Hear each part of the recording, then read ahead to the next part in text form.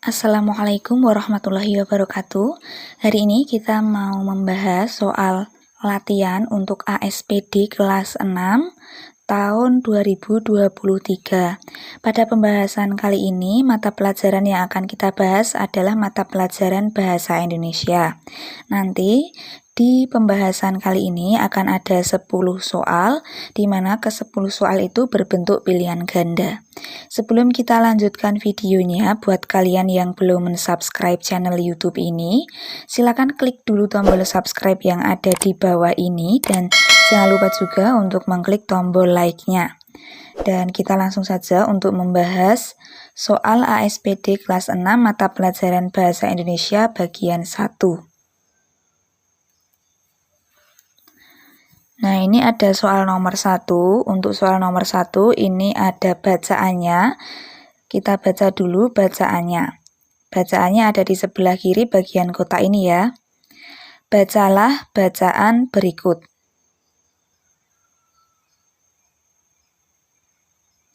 Limbah kain perca jangan dibuang.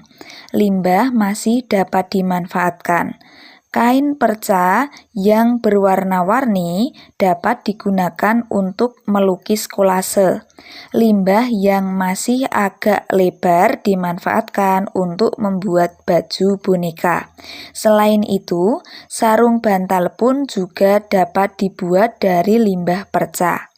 Nah, itu adalah bacaannya. Sekarang kita menuju ke pertanyaannya. Ide pokok paragraf tersebut adalah titik-titik. A. Pemanfaatan limbah kain perca. B. Pembuatan lukisan kolase dari kain perca. C. Baju boneka dibuat dari kain perca. D. Limbah kain perca untuk sarung bantal. Jawaban yang tepat untuk soal yang nomor 1 yaitu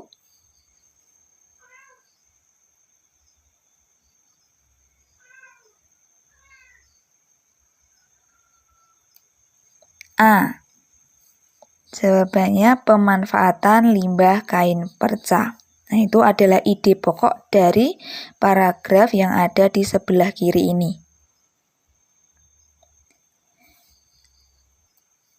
Nah, untuk pembahasannya seperti ini.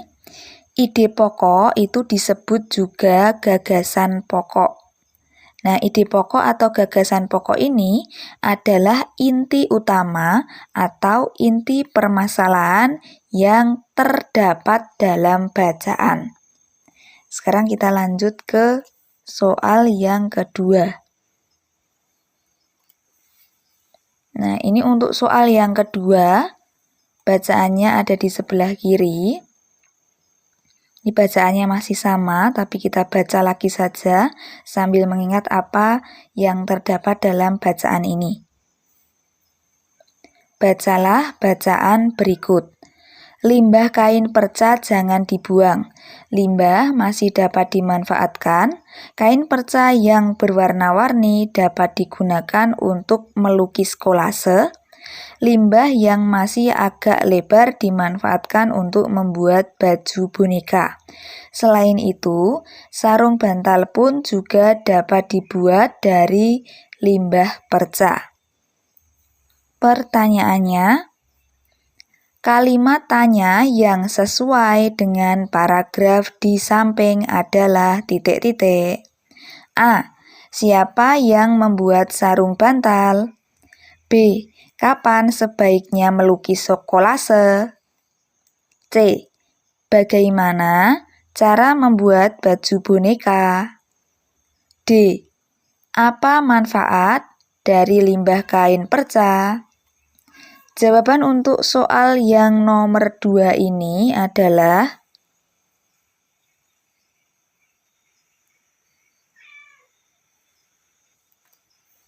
D. Apa manfaat dari limbah kain perca? Nah, itu jawaban untuk soal yang nomor 2. Sekarang kita ke soal yang nomor 3. Untuk soal yang nomor 3, bacaannya ada di sebelah kiri. Kita baca terlebih dahulu bacaan untuk soal yang nomor 3. Bacalah bacaan berikut. Indonesia dikenal sebagai negara agraris. Masyarakat pedesaan memanfaatkan kondisi alam untuk memenuhi kebutuhan hidup. Mereka mengolah lahan untuk kegiatan pertanian maupun perkebunan. Dengan demikian, kegiatan perekonomian dapat berjalan. Pertanyaan untuk soal yang nomor 3. Makna istilah agraris pada paragraf tersebut adalah ... A. Kegiatan perekonomian. B. Kehidupan masyarakat desa. C. Mengenai pertanian. D. Pemanfaatan alam. Jawaban untuk soal yang nomor 3 yaitu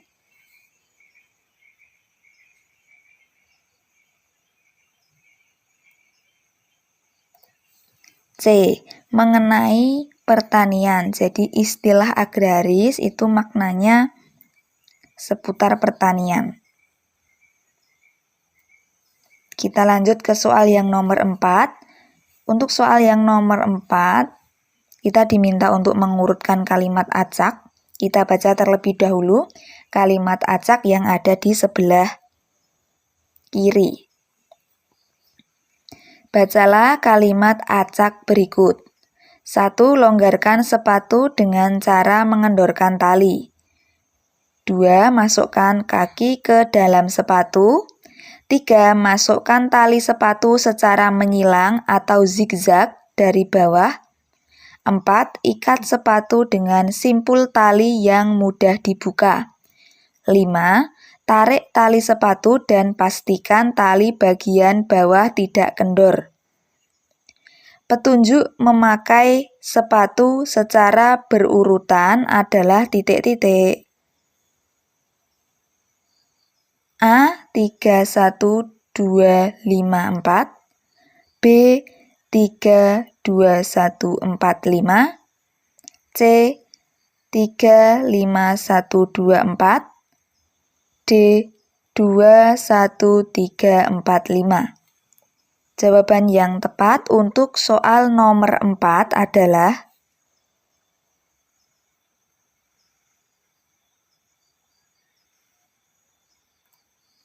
A. 3, 1, 2, 5, 4. 3 itu yang pertama, masukkan tali sepatu secara menyilang atau zigzag dari bawah. Lanjut untuk 1, itu longgarkan sepatu dengan cara mengendorkan tali. Lanjut nomor 2, masukkan kaki ke dalam sepatu. Kemudian nomor 5, tarik tali sepatu dan pastikan tali bagian bawah tidak kendor. Nomor 4, ikat sepatu dengan simpul tali yang mudah dibuka. Nah, itu jawaban untuk soal nomor 4. Sekarang kita lanjut ke soal berikutnya. Nah, ini soal nomor 5. Air sungai menjadi kotor karena bercampur dengan lumpur dan sampah. Sinonim kata kotor pada kalimat tersebut adalah ... A. Buram. B. Hitam. C. Keruh. D. Suram. Jawaban yang tepat untuk soal nomor 5 adalah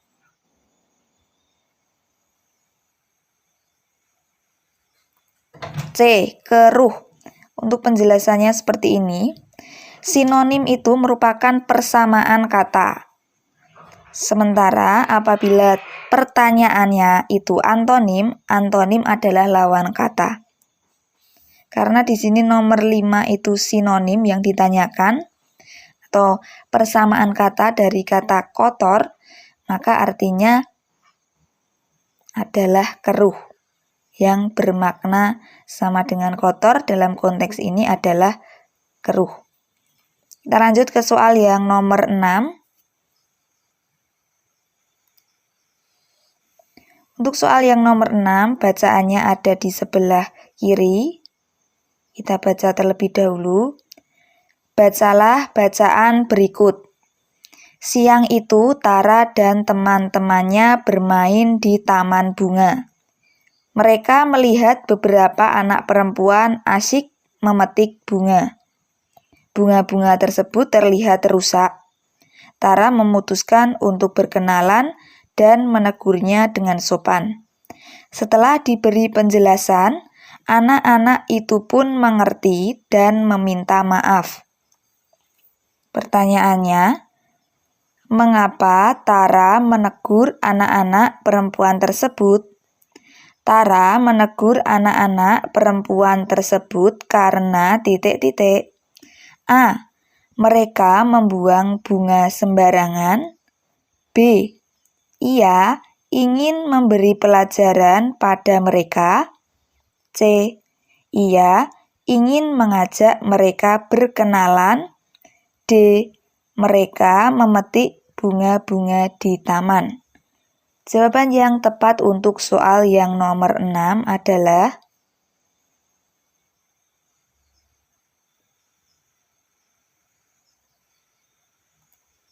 D.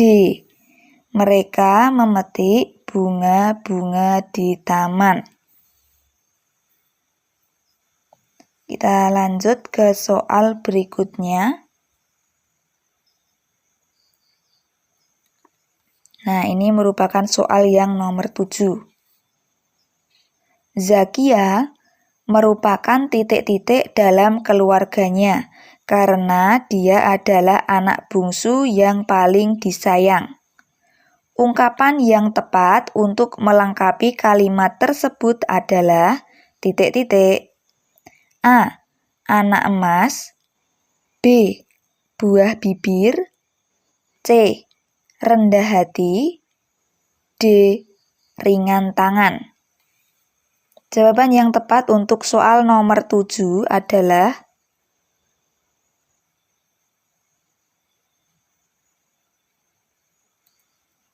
A. Anak emas.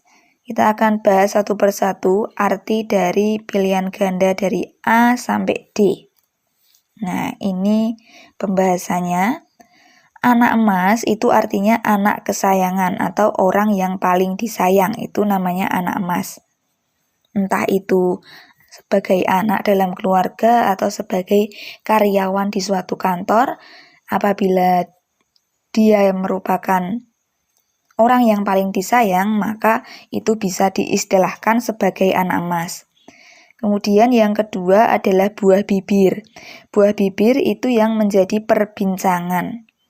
Yang menjadi perbincangan, orang yang menjadi perbincangan itu namanya buah bibir. Selanjutnya rendah hati. Rendah hati itu artinya tidak sombong. Dan yang terakhir adalah ringan tangan. Ringan tangan itu artinya senang membantu. Kita lanjut ke soal nomor 8. Nah, ini soal nomor 8, ada pantun di sebelah kiri. Kita baca pantunnya terlebih dahulu. Bacalah pantun berikut. Anak ayam turun 9, mati 1 tinggal 8. Ilmu boleh sedikit ketinggalan, tetapi jangan sampai putus harapan. Pertanyaannya, pesan yang terkandung dalam pantun tersebut adalah titik-titik. A. Kita harus selalu percaya diri dalam keadaan apapun. B. Ilmu takkan berarti apa-apa tanpa harapan. C. Ilmu dan harapan harus berjalan beriringan. D. Meskipun ilmu masih kurang, jangan putus asa untuk belajar. Jawaban yang tepat untuk soal nomor 8 adalah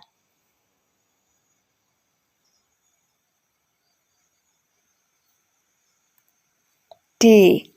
Meskipun ilmu masih kurang, jangan putus asa untuk belajar. Nah, itu jawaban untuk soal yang nomor 8. Sekarang kita lanjut ke soal nomor 9. Nah, di soal nomor 9 ini ada bacaannya. Bacaannya seperti ini. Bacalah bacaan berikut. Aku, ibu, dan ayahku sedang berada di ruang makan. Kami membicarakan rencana liburan ke Pulau Bali. Di sana, kami berencana mengunjungi Pantai Kuta. Selama di sana, kami akan menginap di hotel.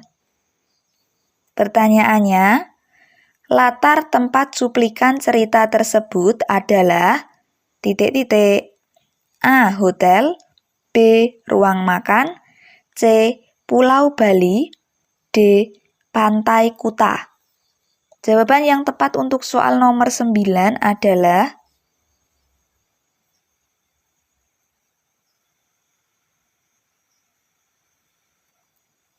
B. Ruang makan. Jadi untuk cerita ini itu latar tempatnya mereka sedang berbincang-bincangnya itu di ruang makan. Sementara untuk hotel itu adalah rencana mereka setelah di Pulau Bali itu akan itu berarti belum terjadi. Akan menginap di hotel. Pulau Bali itu adalah yang mereka bicarakan, bukan latar tempat yang ada di sini. Dan yang terakhir adalah Pantai Kuta. Pantai Kuta itu adalah pantai yang akan mereka kunjungi. Jadi mereka belum di Pantai Kutanya. Ini baru rencana. Nah, pembicaraan rencana itu berada di ruang makan. Jadi latar tempatnya ada di ruang makan. Kita lanjut. Nah, ini soal nomor 10 atau soal yang terakhir untuk bagian 1. Pertanyaannya, pembeli tiket kereta api mengalami antrian panjang saat jelang Lebaran. Kata yang tidak baku adalah titik-titik. A. Tiket. B. Panjang. C. Antrian. D. Jelang. Jawaban yang tepat untuk soal nomor 10 adalah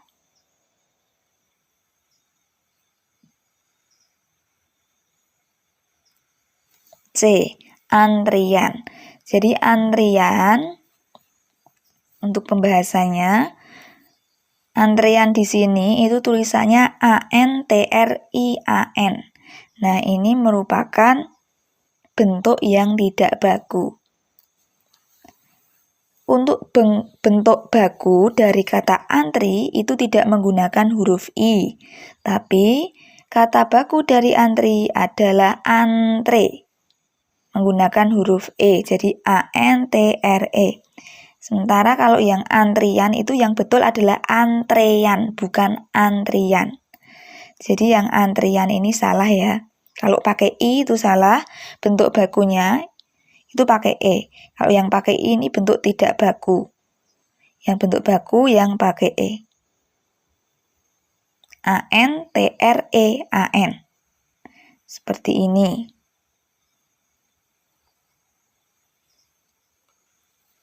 Nah, demikian tadi untuk pembahasan latihan soal ASPD mata pelajaran Bahasa Indonesia tahun 2023.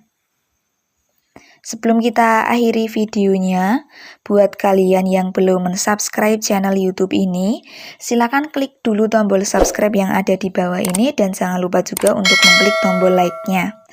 Dan apabila kalian ingin melihat latihan-latihan soal ASPD untuk mata pelajaran yang lain maupun untuk mata pelajaran Bahasa Indonesia bagian lainnya, kalian bisa cek link playlist yang linknya sudah ada di kolom deskripsi. Demikian yang dapat saya sampaikan. Banyak salah kata saya mohon maaf. Sampai bertemu lagi di video berikutnya. Semoga video ini bermanfaat dan semoga hasil ASPD kalian nantinya memuaskan dan bisa kalian jadikan untuk melangkah ke jenjang pendidikan berikutnya dan masuk ke SMP yang kalian inginkan. Demikian dari saya. Wassalamualaikum warahmatullahi wabarakatuh.